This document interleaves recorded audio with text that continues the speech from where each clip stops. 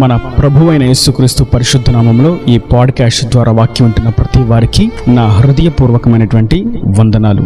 దేవుడు మిమ్మను దీవించునుగాక. యెషయా గ్రంథం 40వ అధ్యాయము 29వ వచనం. సొమ్మసిల్లిన వారికి బలమిచ్చువాడు ఆయనే, శక్తిహీనులకు బలాభివృద్ధి కలుగుజేయవాడు ఆయనే. చదివినటువంటి వాక్య భాగంలో సొమ్మసిల్లిన వారికి బలమిస్తాడు, శక్తిహీనులకు బలమును అభివృద్ధి చేస్తాడు అని మనం చదువుకున్నాం. అయితే ఆయనను గూర్చి, ఆయన గుణాతిశయములను గూర్చి మనం ఒకసారి ధ్యానించినట్లయితే ఆయన ఎప్పుడు కనికరం కలిగిన వాడుగా ఉన్నాడు, ఆయన ఎప్పుడు దయాదాక్షిణ్యం కలిగిన వాడుగా ఉన్నాడు, కృప కలిగిన వాడుగా ఉన్నాడు, వాత్సల్యత కలిగిన వాడుగా ఉన్నాడు, కరుణా సంపన్నుడుగా ఆయన ఉన్నాడు. కనుకే సొమ్మసిల్లినప్పుడు ఆ స్థితిలో, ఆ బలహీనతలో ఆయన విడిచిపెట్టి వెళ్ళువాడు కాదు. శక్తిహీనమైనటువంటి సమయంలో, బలము ఉడిగినప్పుడు, అడుగు వేయడానికి ధైర్యము లేనప్పుడు, శక్తి లేనప్పుడు, నీరసిల్లినప్పుడు ఆయనే బలమును వృద్ధి చేయువాడు. కారణం ఏదనగా ఆయన ఎప్పుడు కూడా ప్రేమించేవాడిగానే ఉంటాడు తప్ప కఠినంగా తిరస్కరించి త్రోసివేవాడుగా ఉండడు. అయితే మనం గమనించవలసినటువంటి ఒక పాఠ్యం ఏదనగా, సొమ్మసిల్లిన వారికి బలమిస్తాడు మరియు శక్తిహీనులకు బలాభివృద్ధి కలుగు చేస్తాడు అని మనం చదువుకున్నాం. అయితే ఆ బలమును అనుగ్రహించేది, ఆ బలాభివృద్ధి కలుగు చేసేది ఎవరికి? అందరికీ ఆయన కలుగు చేస్తాడా? ఒకవేళ కలుగు చేస్తే ఎవరికి కలుగు చేస్తాడు, ఎవరికి ఆయన ఇస్తాడు అని మనం చూసినట్లయితే కీర్తనల గ్రంథం 29వ కీర్తన 11వ చరణంలో చూస్తున్నాం. యెహోవా తన ప్రజలకు బలమును అనుగ్రహించును, యెహోవా తన ప్రజలకు సమాధానమును కలుగు చేసి వారిని ఆశీర్వదించును. ఇక్కడ మనం చూస్తున్నాం, ప్రభు అందరికీ బలాన్ని ఇచ్చేయడు, అందరికీ బలాభివృద్ధిని కలుగు చేయడు, కానీ తన ప్రజలకు మాత్రమే బలమును అనుగ్రహిస్తాడు, బలాభివృద్ధిని కలుగు చేస్తాడు. మనము చరిత్ర ఆధారాల్లో చూసినట్లయితే తన ప్రజలకు, తన జనులకు ఆయన ఎప్పుడు కూడా ఓతనిస్తూనే ఉన్నాడు, ధైర్యపరుస్తూనే ఉన్నాడు, వెన్ను తడుతూనే ఉన్నాడు, ఉజ్జింపచేస్తూనే ఉన్నాడు, బలపరుస్తూనే ఉన్నాడు. భయంతో, ఆందోళనతో ఏం చేయాలో దిక్కు తోచని స్థితిలో ఉన్నటువంటి గిద్యోని యొద్దకు ప్రభు వాక్కు దర్శించి, పరాక్రమం కలిగినటువంటి బలాఢ్యుడా అని గిద్యోనుని బలపరిచింది. ఆ బలహీనుడైనటువంటి ఆ గిద్యోనే భీకరమైనటువంటి యుద్ధము చేసి జయించినట్లుగా చేసింది. కారణం, సొమ్మసిల్లిన వారికి, శక్తిహీనులకు ఆయనే బలమిచ్చేవాడు. మనం ఒకసారి క్రొత్త నిబంధనలో చూసినట్లయితే లూకా సువార్త 5వ అధ్యాయము 5వ వచనం. ఇక్కడ పేతురు అనేటువంటి భక్తుడు మనకు కనపడతాడు. ఆయన రాత్రంతా చేపలు పట్టడానికి ప్రయాసపడి అలిసిపోయి సొమ్మసిల్లిపోయి ఇక నిరాశతో కూర్చున్నాడు తన దోణిలో. ఈ దినం నా పోషణ ఎలా? ఈ దినం నా కుటుంబ వ్యవస్థను నడిపించడం ఎలా? ఈ దినం నా మనుగడను కొనసాగించడం ఎలా? కారణం, రాత్రంతా ఎంత ప్రయాసపడినా ఒక్క చేపైనను నాకు దక్కలేదు. నేను ఏ విధంగా వ్యాపారము చేసుకోగలను? ఏ విధంగా లాభమును గడించగలను?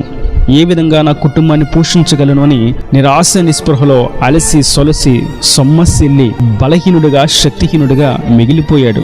అదే సందర్భంలో ప్రభు అతనితో అంటున్నటువంటి ఒక శ్రేష్టమైనటువంటి మాట లూకా సువార్త 5వ అధ్యాయము 4వ వచనం. ఆయన బోధించుట చాలించిన తరువాత, నీవు దోణిను లోతునకు నడిపించి చేపల పట్టుటకు మీ వలలు వేయుడని సీమోనుతో చెప్పగా, సీమోను, ఏలినవాడా, రాత్రి అంతయు మేము ప్రయాసపడితిమి, కానీ మాకేమీ దొరకలేదు. ఆయనను నీ మాట చొప్పున వలవేతుమని ఆయనతో చెప్పాను. వారు అలాగూ చేసి విస్తారమైన చేపలు పట్టేరి.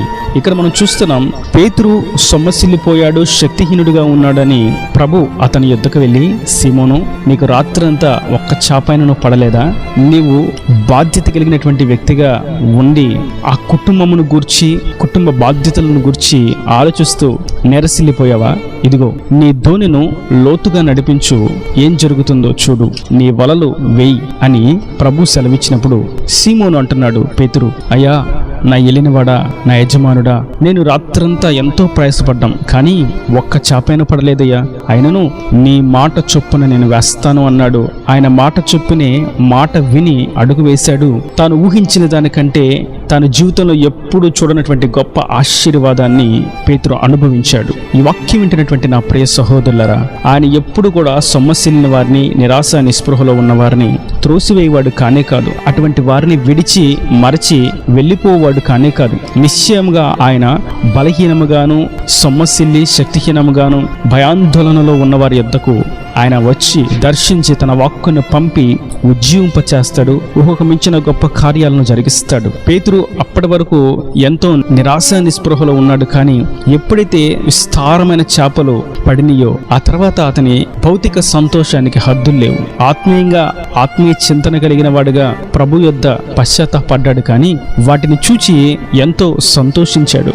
గిద్యోను కూడా తాను బలహీనంగా ఏం చేయాలో అర్థం కాని స్థితిలో ఉన్నప్పటికీ దేవుడు తన వాక్కును పంపినప్పుడు, దర్శించినప్పుడు తాను శక్తిని పొందుకున్నవాడుగా మిద్యానీయులను సులువుగా ఓడించగలిగాడు. ఈ విషయాన్ని మనం న్యాయాధిపతుల గ్రంథంలో చూస్తాం. మరియు మనం ఇంకా అనేకమైనటువంటి విషయాలను మనం బైబిల్ గ్రంథంలో చూస్తాం. ఏలియాను గురించి కూడా మనం చూస్తాం.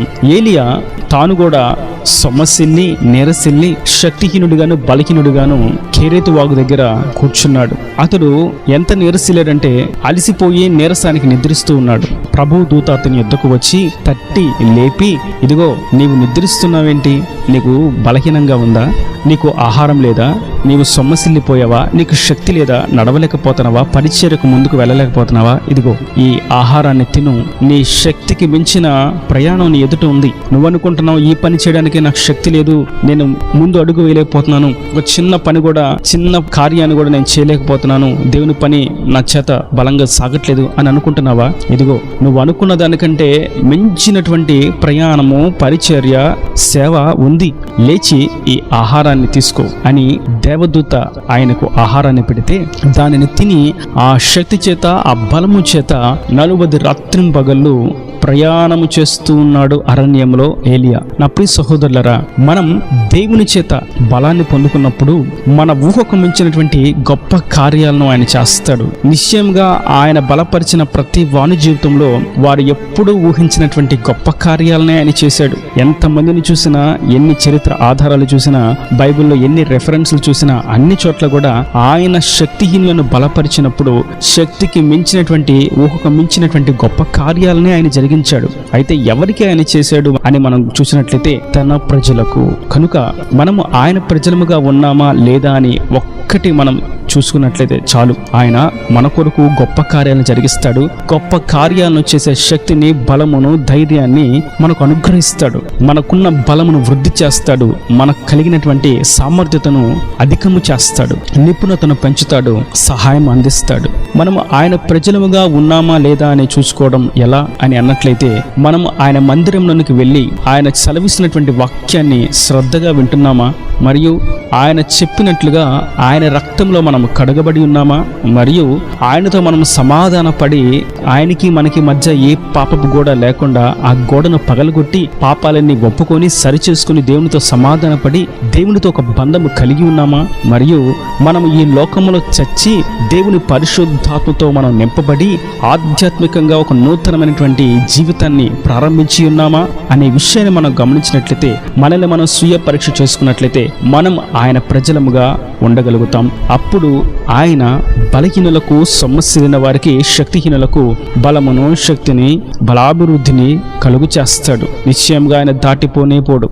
గిద్యోనికి ఊహకు మించిన గొప్ప కార్యాలను జరిగించినట్లు చేశాడు. ఏలియాకి ఊహకు మించిన, శక్తికి మించిన బలమైన కార్యము చేయనట్లు చేశాడు. పేతురుకు అట్టి విధంగానే తను ఎప్పుడు చూడనటువంటి గొప్ప కార్యాన్ని, గొప్ప ఆశీర్వాదాన్ని, దీవెనను చూసినట్లుగా చేశాడు. ఇలా మనం చూస్తూ ఉంటే ప్రతి వాని జీవితంలో ఆయన చేత బలం పొందుకున్నవారు, ఆయన చేత శక్తిని పొందుకున్నవారు గొప్ప భీకర కార్యాన్ని చేసినట్లుగానే మనం చరిత్ర ఆధారాలు చూస్తూ ఉన్నాం. కనుక మనం ఆయన ప్రజలుగా ఉన్నట్లయితే ఆయన గొప్ప బలమును, శక్తిని ఇస్తాడు. సొమ్మసిల్లిపోయిన మీ జీవితాలు, ఉద్యోగం లేక, వ్యాపారం లేక, సంతానము లేక, వివాహాలు జరగక, కుటుంబాలు కలపబడక, సమాధానం లేక, కోరుకున్న చదువును చదవలేక, చదువుల్లో రాణించలేక, చదువుకు కావలసినటువంటి ఆర్థిక స్తోమత లేక, విదేశాల్లో చదువుకోవడానికి వెళ్ళలేక, అన్ని కోణాల్లో ఒకవేళ సొమ్మసిల్లిపోయి, అలసిపోయి శక్తిహీనులుగా మిగిలి ఉన్నారేమో. ఆయన అంటున్నారు, నీవు నా ప్రజగా ఉన్నట్లయితే నీకు నూతన బలమును, శక్తిని అనుగ్రహిస్తాను.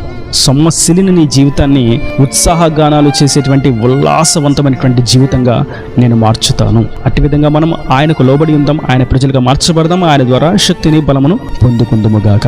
ఈయన దేవుని మాటలు ప్రతివాని హృదయంలో నీరుగట్టి ఫలింపు చేయను గాక. ఆమెన్. God bless you. తలలో వంచి కన్నులు మూసినట్లయితే మీ కొరకు చిన్న ప్రార్థన. ప్రేమ స్వరూపి కరుణ కటాక్షం గల తండ్రి, నా ప్రభు ఈ వాక్యం ప్రతి వారిని మీరు కృపతో జ్ఞాపకం చేసుకుని నిండాలుగా దీవించండి. ఇంకా ఒకవేళ సమస్యల్ని శక్తిహీనులుగా ఉన్నారేమో ప్రభు, మీరే బలము కలుగు చేసి బలాభివృద్ధిని కలుగు చేయండి. నీ ప్రజలుగా మీరు మార్చండి. రక్తంలో కడుగుబట్టకు, మారు మనసు పొందుకుంటకు, పరిశుద్ధాత్మను పొందుకుని నీ సాక్షిగా విశ్వాస జీవితంలో ముందు కొనసాగినట్లుగా సహాయం చేసి నిండాలుగా దీవించి ఇంక వారి ప్రతి అవసరం అక్కరు నీ మహిమలో తీర్చి నీ రాజ్యాన్ని సిద్ధపరచమని యేసు పరిశుద్ధ నామమున ప్రార్థించి వేడుకుంటున్నాను తండ్రి. ఆమెన్. ఆమెన్.